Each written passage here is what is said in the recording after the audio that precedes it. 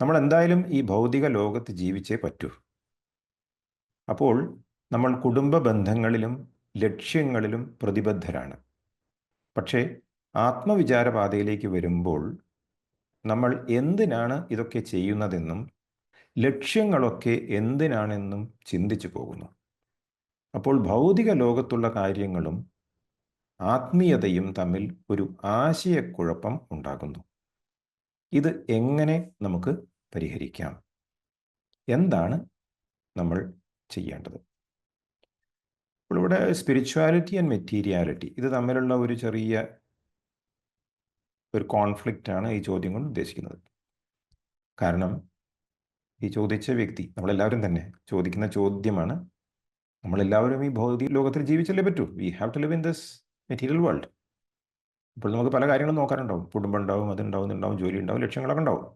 ആത്മവിചാരത്തിലേക്ക് വരുന്ന സമയത്ത് എന്തിനാണ് ഇതൊക്കെ ചെയ്യുന്നത് എന്ന ചിന്ത വരുന്നു. ഈ ലക്ഷ്യങ്ങളൊക്കെ എന്തിനാണ് എന്ന് ചിന്തിച്ചു പോകുന്നു. അപ്പോൾ ഇങ്ങനെയുള്ള ആശയക്കുഴപ്പങ്ങൾ ഉണ്ടാകുന്നു എന്നാണ് പറയുന്നത്. ഇതെങ്ങനെയാണ് പരിഹരിക്കാൻ സാധിക്കുക? എന്താണ് ചെയ്യേണ്ടത്? നമ്മുടെ ഭൗതിക ലോകം എന്ന് പറഞ്ഞാൽ ശരിക്കും മെറ്റീരിയൽ ലൈഫിൽ എന്തൊക്കെയാണ് ഉള്ളത്? നമ്മുടെ ഫാമിലി ഉണ്ട്, കുട്ടികളുണ്ട്, നമ്മുടെ ജോലി അല്ലെങ്കിൽ ബിസിനസ് ഉണ്ട്, നമ്മുടെ പ്രോപ്പർട്ടി ഉണ്ട്, വാഹനം, വീട്, പറമ്പ്, ഇതൊക്കെ ഉണ്ട്. നമുക്ക് നമ്മുടെ ലക്ഷ്യങ്ങൾ, ഇങ്ങനെ കുറേ സംഗതികൾ കൂടിയതിനാണ് നമ്മൾ മെറ്റീരിയൽ ലൈഫ് എന്ന് പറയുന്നത്, അല്ലേ? ഭൗതിക ജീവിതത്തിൽ ഏറ്റവും കൂടുതൽ സക്സസ്ഫുൾ ആകുന്നത് ഈ എല്ലാ മേഖലകളിലും സക്സസ്ഫുൾ ആകുന്നവരാണ്. നല്ല കുടുംബം ഉണ്ടാകുന്നു, ധാരാളം പണം ഉണ്ടാകുന്നു, കുട്ടികൾ ശരിയായ രീതിയിൽ പഠിക്കുന്നു, ജോലി ചെയ്യുന്നു, അവർ കാരണം നമുക്ക് സന്തോഷമുണ്ടാകുന്നു, ജോലിയിൽ ഉന്നതിയിൽ നമുക്ക് എത്താൻ സാധിക്കുന്നു, അതിൽ സന്തോഷം ഉണ്ടാകുന്നു, പ്രോപ്പർട്ടി, പണം, ഇതൊക്കെ നന്നായിട്ട് നമുക്ക് ഏൺ ചെയ്യാൻ സാധിക്കുന്നു, ലക്ഷ്യങ്ങളുമായി നമ്മൾ മുന്നോട്ട് പോയിക്കൊണ്ടേയിരിക്കുന്നു, പലതും നമുക്ക് നിറവേറ്റാൻ സാധിക്കുന്നു. ഇങ്ങനെയൊക്കെ വരുമ്പോൾ നമ്മളൊരു സക്സസ്ഫുൾ ഹ്യൂമൻ ബീയിങ് എന്ന് ആണ് വിളിക്കുന്നത്. ഇതുമായി മുന്നോട്ട് പോകുന്ന സമയത്ത് ഹാപ്പി ആണെന്നുണ്ടെങ്കിൽ ശരിക്കും വേറെ എന്തെങ്കിലും ആവശ്യമുണ്ടോ? ശരിക്കും വേറെ ഒന്നും ആവശ്യമില്ല. ഇതിൽ വളരെ ഹാപ്പി ആയിട്ട് നമ്മൾ പോവുകയാണ്, പ്രശ്നങ്ങളൊന്നുമില്ല, നല്ല സന്തോഷത്തിലാണെന്ന് വെച്ചാൽ പിന്നെ നമ്മൾ വേറെ മാർഗങ്ങളൊന്നും തേടേണ്ട ആവശ്യമില്ല. പക്ഷെ പലർക്കും ഈ ഭൗതികമായ ജീവിതത്തിൽ എല്ലാം തികഞ്ഞു കിട്ടാറില്ല. അതെന്താണെന്നറിയില്ല. എല്ലാം തികഞ്ഞവർ ആരുമില്ല എന്ന് പറയുന്നതായിരിക്കും ശരി. ഈ പറഞ്ഞ കാര്യങ്ങളിൽ ചിലതൊക്കെ ഉണ്ടാവും, ചിലതുണ്ടാവില്ല. കൂടുതലുണ്ടാവും, ഒരു സാധനം ഉണ്ടാവില്ല. ആ ഒന്ന് മതി ഈ കൂടുതലുള്ളതിൻ്റെ എല്ലാ സുഖങ്ങളും ഇല്ലാതെയാക്കാൻ. ഒരുവിധ ആൾക്കാരുടെയൊക്കെ സ്ഥിതി ഇങ്ങനെയാണ്. കുറേ ആളുകളായിട്ട് നമ്മൾ മീറ്റ് ചെയ്യാറുണ്ടല്ലോ. അപ്പോൾ ഇവരൊക്കെ പറയുന്നത് ഒരു വിഷയമാണ്. കുറേ വിഷയങ്ങൾ അങ്ങനെ ആരും പറയാറില്ല. എല്ലാവർക്കും ഒന്നോ രണ്ടോ വിഷയം മാത്രമേ ഉള്ളൂ. ബാക്കിയുള്ള എല്ലാം ഓക്കെയാണ്. പക്ഷേ അവർ ഡിസ്റ്റർബ്ഡാണ്. അവർക്ക് സന്തോഷം അനുഭവിക്കാൻ സാധിക്കുന്നില്ല, സ്വസ്ഥമായി കിടന്നുറങ്ങാൻ പറ്റുന്നില്ല, ഏത് സമയവും ചിന്തയാണ്, ഒരു വിഷയമുള്ളൂ. ഇവിടെ ഈ ചോദ്യകർത്താവ് പറഞ്ഞത് സ്പിരിച്വാലിറ്റിയിൽ തിരിയുന്ന സമയത്തുള്ള കോൺഫ്ലിക്റ്റിനെ കുറിച്ചാണ്. സ്പിരിച്വാലിറ്റി അല്ലെങ്കിൽ ഈ ആത്മവിചാര മാർഗത്തിലേക്ക് വരുമ്പോൾ നമുക്ക് എന്തെല്ലാം നേടാൻ സാധിക്കും? നമുക്ക് ഒരു പ്രധാന കാര്യം നോൺ അറ്റാച്ച്മെൻ്റ് ആണ്. നമ്മൾ ഒന്നിനോടും അമിതമായി അറ്റാച്ച്ഡ് ആവുകയില്ല. പണത്തോട് അറ്റാച്ച്മെൻറ്റ് അമിതമായിരിക്കില്ല, പ്രോപ്പർട്ടിയോട് അറ്റാച്ച്മെൻറ്റ് അമിതമായിരിക്കില്ല, ഫാമിലിയോട് അമിതമായിരിക്കില്ല. ഇതൊക്കെ ഉണ്ട് അവിടെ. പക്ഷേ നമ്മൾ അതിൽ അറ്റാച്ച്ഡ് അല്ലാത്തത് കാരണം ആ മെറ്റീരിയൽ ആയിട്ടുള്ള ഓബ്ജക്ട്സിൽ അല്ലെങ്കിൽ വ്യക്തികളിൽ മാറ്റം വരുമ്പോൾ, അല്ലെങ്കിൽ നമ്മൾ ഉദ്ദേശിച്ച മാറ്റം വരാതിരിക്കുമ്പോൾ നമുക്ക് പഴയതുപോലെ വിഷമം ഉണ്ടാവില്ല. കാരണം വി ആർ നോട്ട് അറ്റാച്ച്ഡ്. ഓട്ടോമാറ്റിക്കായിട്ട് നമുക്ക് വരുന്ന ഒരു മാറ്റം ഹ്യൂമിലിറ്റിയാണ്. നമ്മുടെ ഭാവം സറണ്ടർ ആയിരിക്കും. എല്ലാം ഒരു ശരണാഗതിയിലാണ് പോയിക്കൊണ്ടിരിക്കുന്നത്. സ്ഥിരമായിട്ട് ആത്മവിചാരം പ്രാക്ടീസ് ചെയ്യുന്ന ആൾക്കാരുടെ കാര്യമായി പറയുന്നത്. അവരുടെ ഒരു ഭാവം ഡിഫറൻ്റ് ആയിരിക്കും. ഒന്നും അങ്ങനെ വെട്ടിപ്പിടിക്കണം എന്നുള്ളൊരു ആഗ്രഹമൊന്നും ഉണ്ടാവില്ല. അവർക്കുള്ളത് അവർക്കുണ്ട് എന്ന് പറയാം, കർമ്മം ചെയ്ത് ഇങ്ങനെ പോകും. കാര്യമായ അറ്റാച്ച്മെൻ്റ് ഇല്ലാത്തത് കാരണം ഇന്നത് കിട്ടിയേ മതിയാകൂ എന്നങ്ങനെ പറയലൊന്നും ഉണ്ടാവില്ല. അപ്പോൾ നാച്ചുറലായിട്ട് വരുന്ന ഒരു സംഗതിയാണ് ഹാപ്പിനെസ് ആൻഡ് പീസ്. സന്തോഷവും സമാധാനവും ഈ ആത്മവിചാര മാർഗത്തിൽ പോകുന്നവർക്ക് വളരെ സ്വാഭാവികമായിട്ട് കാണുന്ന ഒരു സംഗതിയാണ്. പലരും ഇങ്ങനെയുള്ള അനുഭവങ്ങൾ ഷെയർ ചെയ്തുകൊണ്ടിരിക്കുന്നുണ്ട്. ഇവിടെ ചോദ്യത്തിൽ പറഞ്ഞത് ലക്ഷ്യങ്ങളൊക്കെ എന്തിനാണ് എന്ന തോന്നൽ, നമ്മൾ എന്തിനാണ് ഇതൊക്കെ ചെയ്യുന്നത് എന്ന ചിന്ത, ഇങ്ങനെയൊക്കെ വരും എന്നാണ് പറഞ്ഞത്. സംശയം വരുന്ന പറഞ്ഞത് ആത്മവിചാരത്തിലേക്ക് വരുന്ന സമയത്ത് എൻ്റെ മനസ്സിൽ വരുന്ന സംശയങ്ങൾ ഇതാണ്: എന്തിനാണ് ഇതൊക്കെ എന്തിനാണ് ചെയ്യുന്നത്?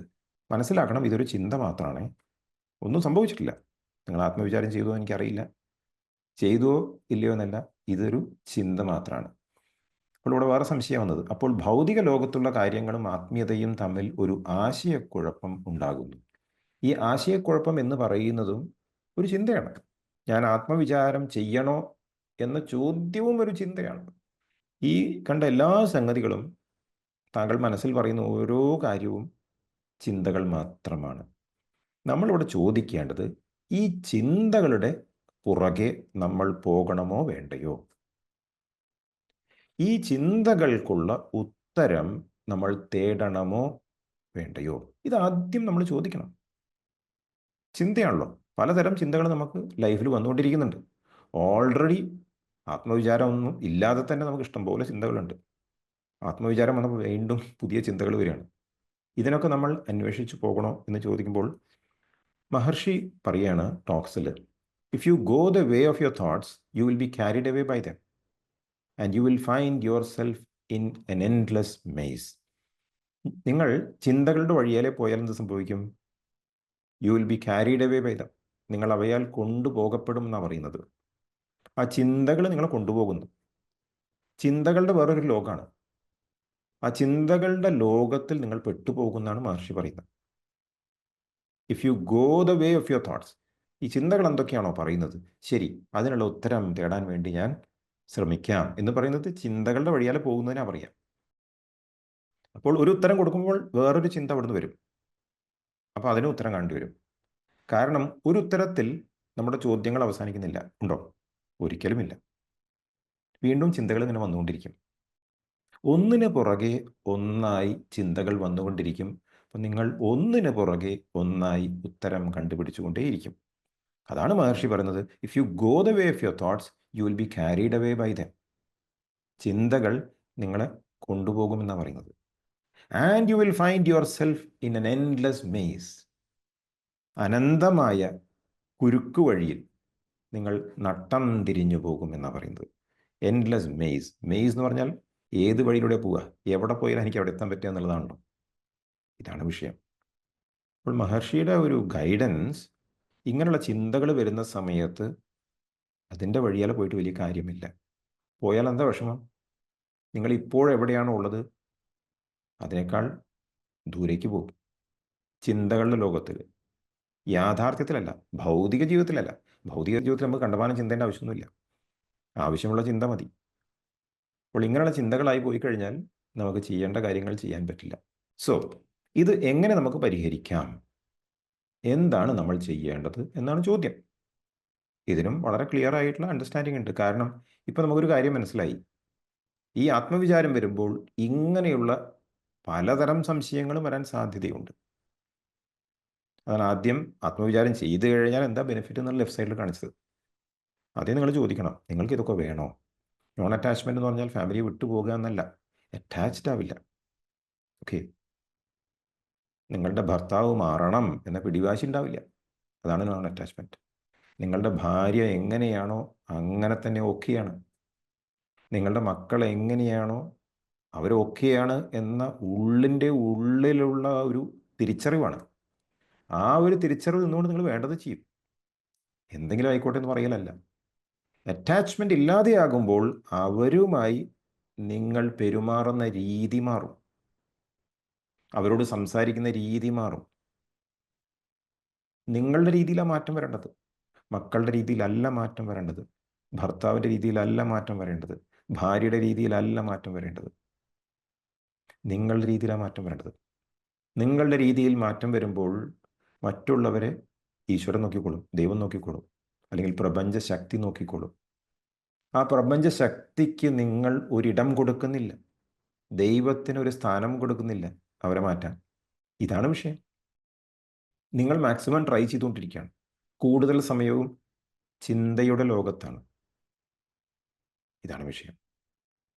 ഈ ചോദ്യങ്ങളെല്ലാം ഇതെങ്ങനെ നമുക്ക് പരിഹരിക്കാം എന്ന് ചോദിക്കുമ്പോൾ മഹർഷിയുടെ ബേസിക് ആയിട്ടുള്ള ഒരു പ്രോട്ടോകോൾ എന്താ ചെയ്യേണ്ടത്? To whom do these thoughts arise. ഇപ്പം നേരത്തെ ചോദിച്ച പല ചോദ്യങ്ങളുണ്ടല്ലോ, എന്താ ചെയ്യുക? ഇപ്പം ഞാൻ എൻ്റെ മെറ്റീരിയൽ ആയിട്ടുള്ള കാര്യങ്ങളൊക്കെ ഞാൻ മാറ്റി വയ്ക്കുമോ? ഇതൊരു ചിന്തയാണ്. ആത്മവിചാരം ചെയ്തു കഴിഞ്ഞാൽ എൻ്റെ കുടുംബത്തിൻ്റെ കാര്യം എന്താവും? ചിന്തയാണ്.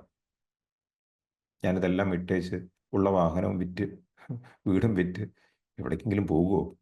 ചിന്തയാണ്. ചിന്തയിൽ പേടിക്കേണ്ട ആവശ്യമില്ല. നിങ്ങൾക്ക് വേണമെങ്കിൽ ചെയ്താൽ മതി ആത്മവിചാരം, കേട്ടോ.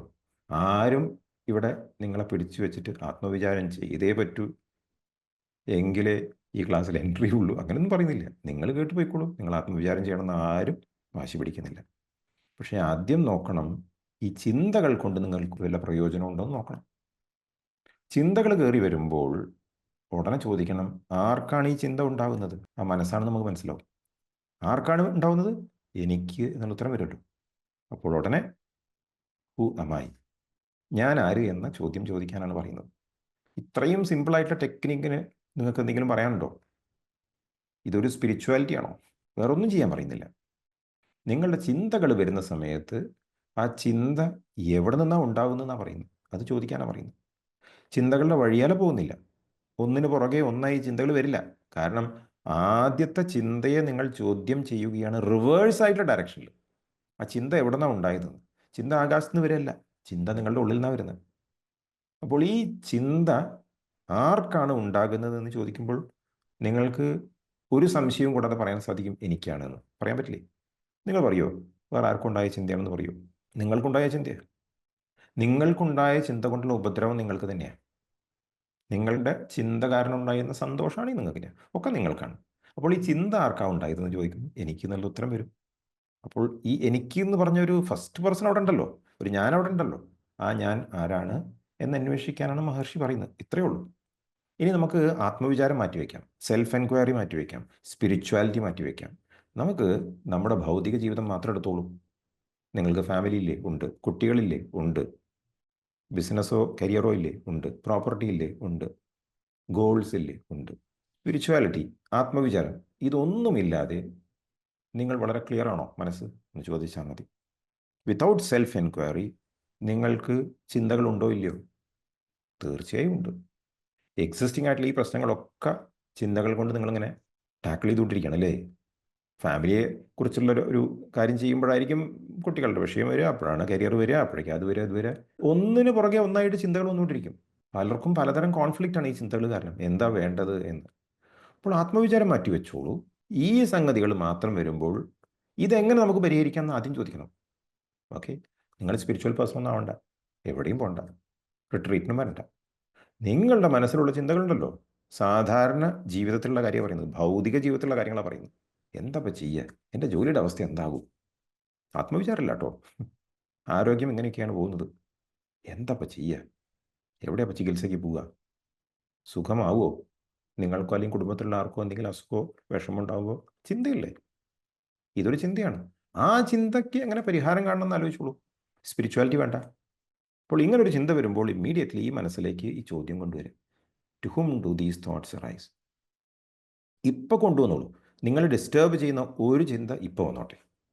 ഓക്കെ, നിങ്ങൾക്ക് പല ഏരിയാസ് ഉണ്ടല്ലോ ജീവിതത്തിൽ, ഭൗതിക ജീവിതത്തിലേ പറയുന്നത്, ആത്മീയത പറയുന്നേ ഇല്ല. ഒരു ആങ്ഷ്യസ് തോട്ട്, ഒരു ഉത്കണ്ഠ ജനിപ്പിക്കുന്ന ചിന്ത അങ്ങോട്ട് വന്നോട്ടെ. ആ ചിന്തയ്ക്ക് പരിഹാരം കാണുന്ന ഒരു രീതി മാറ്റിവെച്ച ശേഷം ഈ ചിന്ത ആരിലേക്കാണ് വന്നത് എന്ന് അന്വേഷിച്ച് നോക്കൂ. മനസ്സിൽ ചോദിക്കരുത്. സാധാരണ ചോദ്യങ്ങൾ ചോദിക്കുന്ന പോലെ അങ്ങനെ ചോദിച്ചു പോകാനല്ല എൻക്വയറി അല്ലെങ്കിൽ ഇൻവെസ്റ്റിഗേഷൻ. കുറച്ചുകൂടെ ഡെപ്തിലാണ് പോകുന്നത്. കാരണം അത് ഉള്ളിൻ്റെ ഉള്ളിൽ നിന്ന് വരില്ലേ ചിന്ത. ഇപ്പോൾ ഇത് എവിടെ നിന്നാണ് വരുന്നതെന്ന് പറയുമ്പോൾ ആ ഞാൻ എന്ന ഉത്തരം, ആ ശബ്ദം തലയിലല്ല വരിക, കുറച്ചുകൂടി ഡെപ്തിലായിരിക്കും. ഞാൻ എന്നുള്ളൊരു ഫീലിംഗ് നിങ്ങൾക്ക് വരും. ആ ഞാൻ എന്നുള്ളൊരു ഫീലിംഗ് വരുന്നില്ലേ, അതിൽ ഉറച്ചു നിൽക്കുക. അവിടെയാണ് ചോദിക്കേണ്ടത്. ആ ഞാൻ ആര് എന്ന് ചോദിച്ചു നോക്കൂ. ഇതിലൊരു ബുദ്ധിമുട്ടുമില്ല. വളരെ സിമ്പിളായിട്ട് നിങ്ങൾക്ക് പ്രാക്ടീസ് ചെയ്യാൻ സാധിക്കും. മറ്റൊരു ചോദ്യം ഉണ്ടായിരുന്നില്ലേ, ഫാമിലി ഉള്ളിടത്തോളം കാലം ഒരു സാധാരണ മനുഷ്യന് ഇങ്ങനെ ചെയ്യാൻ പറ്റുമോ, ഈ സ്റ്റേജിൽ തുടരാൻ സാധിക്കുമോ എന്ന്? നമ്മളെല്ലാവരും സാധാരണ മനുഷ്യരല്ലേ? ഇതിലിപ്പോൾ ഉള്ള ആൾക്കാരിൽ ഒരാൾ പോലും അസാധാരണമായ ഒരു മനുഷ്യനാണെന്ന് തോന്നുന്നുണ്ടോ? ഇല്ല. ഞാനൊരു സാധാരണ മനുഷ്യനാണ് എന്ന് പറയുന്നതും എന്താണ്? ഒരു ചിന്ത മാത്രമാണ്. എല്ലാവർക്കും ഉള്ളതുപോലെ തന്നെ നിങ്ങൾക്കും ശരീരത്തിൽ ഓരോ ഭാഗമുണ്ട്, ഇന്ദ്രിയങ്ങളുണ്ട്, മനസ്സുണ്ട്, തലച്ചോറുണ്ട്, എല്ലാമുണ്ട്. ഇതെല്ലാം ഉള്ള ഒരു വ്യക്തിക്കാണ് സാധാരണ മനുഷ്യൻ എന്ന് പറയുന്നത്. 2-3 കൊമ്പും 2-3 വാലും ഇതൊക്കെ ഉണ്ടെങ്കിൽ അസാധാരണമായ ഒരു മനുഷ്യനാണ്. ഇതൊന്നുമില്ലല്ലോ നമുക്ക്. നമ്മളെല്ലാവരും ഒരുപോലെയാണ്, ഒരു വ്യത്യാസമില്ല. ഒരാൾക്ക് ചെയ്യാൻ പറ്റുവെച്ചാൽ എല്ലാവർക്കും ചെയ്യാൻ സാധിക്കും. ഇത്രയേ ഉള്ളൂ. നിങ്ങൾക്കൊരു ചിന്ത വന്നു കഴിഞ്ഞാൽ നിങ്ങൾക്കും അന്വേഷിക്കാൻ വേണമെങ്കിൽ ആർക്കാണ് ഈ ചിന്ത വന്നത്. ഇത് വലിയൊരു ടെക്നിക്കേ അല്ല, വളരെ സിമ്പിളാണ്. പക്ഷേ ഇതിൻ്റെ ഒരു ഡെപ്ത് എന്ന് പറയുന്നത് സ്ഥിരമായി പ്രാക്ടീസ് ചെയ്താൽ അറിയുള്ളൂ. അപ്പം നമുക്ക് മനസ്സിലാവും എന്താ ഈ സംഭവം. ഇതൊരു തരം ഒറ്റമൂലി പോലെ മഹർഷി തന്നാണ്, വേറെ കാര്യമായിട്ടൊന്നും മഹർഷി പഠിപ്പിക്കുന്നില്ല. വേറെ എന്ത് പറഞ്ഞാലും അവസാനം മഹർഷി എത്തിക്കുന്നത് ഇതേ ഒരു പോയിന്റിലേക്കാണ്. ഇതാണ് വേദാന്തം. എല്ലാ സ്ക്രിപ്റ്റേഴ്സും എല്ലാ മതഗ്രന്ഥങ്ങളും ശരിക്ക് വിളിച്ചു പറയുന്നത് ഈ ഒരു സത്യമാണ്. മഹർഷി എന്ത് ചെയ്തു? വളരെ സിമ്പിളാക്കാൻ വേണ്ടിയിട്ട് അതിലേക്കുള്ള വഴി പറഞ്ഞു തന്നു. ഇത് മാത്രം ചെയ്താൽ മതി. മഹർഷി കണ്ടിന്യൂ ചെയ്യുന്നു, in that way the thoughts will disappear and the self alone will remain. ഇങ്ങനെ ചെയ്തു കഴിഞ്ഞാൽ ചിന്തകൾ അപ്രത്യക്ഷമാകുമെന്ന് പറയുന്നത്. എന്നിട്ട് ചിന്തകളില്ലാത്ത നിങ്ങൾ മാത്രം ബാക്കിയാകും. Okay, the self alone will remain. Self മാത്രമേ ഉണ്ടാവുള്ളൂ, ചിന്തകൾ ഉണ്ടാവില്ല. ഓക്കെ, നിങ്ങളുണ്ടാവും, നിങ്ങളെവിടെയും പോയില്ല. നിങ്ങളെവിടെയാണ് ഉള്ളത് അവിടെ തന്നെ ഉണ്ടാവും. പക്ഷെ മനസ്സ് അപ്രത്യക്ഷമാകും, അത് കാരണം ചിന്തകൾ അപ്രത്യക്ഷമാകും. അതുകൊണ്ട് ഈ ഭൗതിക ജീവിതത്തിൽ നിങ്ങൾക്ക് ആത്മവിചാരം ചെയ്യാൻ ഒരു ബുദ്ധിമുട്ടും ഉണ്ടാവില്ല. കാരണം ആത്മവിചാരം എന്ന് പറഞ്ഞാൽ വേറൊരു സംഗതിയല്ല. നിങ്ങളെക്കുറിച്ച് നിങ്ങൾ അന്വേഷിക്കുകയാണ്, സ്വയം അറിയാൻ നിങ്ങൾ ശ്രമിക്കുകയാണ്, അത്രയേ ഉള്ളൂ. ഈ ഫീഡ്ബാക്കിൽ ഫാമിലി ആയിട്ടുള്ള ആൾക്കാർ ചിലപ്പോൾ ഫീഡ്ബാക്ക് പറയുന്നു, അവർ നിങ്ങളോട് പറയും ആത്മവിചാരം ചെയ്ത ശേഷം അഡ്വേഴ്സ്ലി അവരുടെ ലൈഫിനെ ബാധിച്ചിട്ടുണ്ടോ എന്ന് പറയും. അല്ല, ആത്മവിചാരം ചെയ്ത ശേഷം അവരുടെ quality of life, even family life, career improve ചെയ്തിട്ടുണ്ടോ എന്ന് പറയും. 100% ഇമ്പ്രൂവ്മെൻറ്റ് മാത്രമേ ഉള്ളൂ.